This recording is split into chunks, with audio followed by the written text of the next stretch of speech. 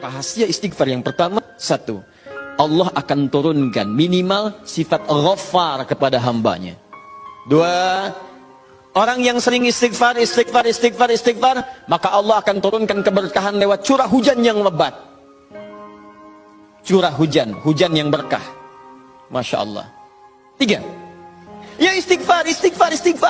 Ketika kamu istighfarnya benar kepada Allah, wa yumditkum bi amwalin, maka Allah akan melimpah ruahkan harta benda Anda.